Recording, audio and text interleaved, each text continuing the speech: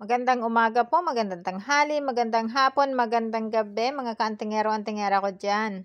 Sa video po na ito, papakita ko sa inyo ang mga isang mahiwagang mga agimat or mutya na aking nakuha at ito ay gamit ko po at gusto ko lamang i-share ito sa inyo.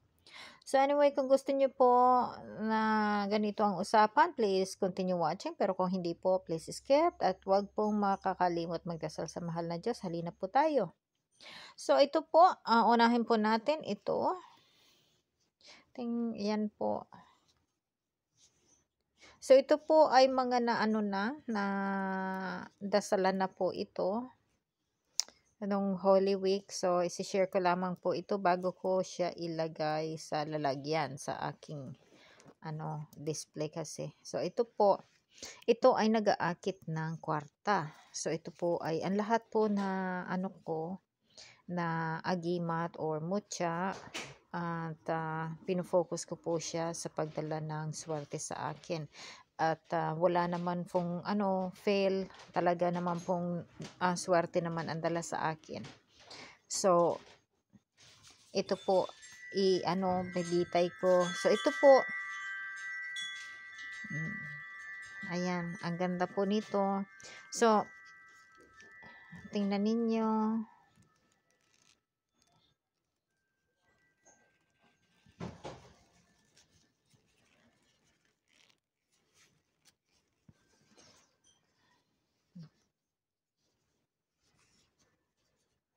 Ito po ay mga kwintas, So, ito po, tinago ko yung mukha niya. Kaya ito may mukha po.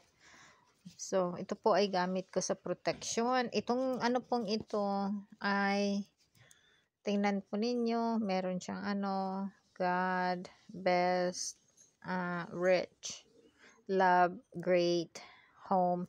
So, ito po ang isa sa aking ginawa na para magdala siya ng wish ko na maganda sa pamumuhay. At ito naman po, alam po ninyo ito yung tinatawag na cork.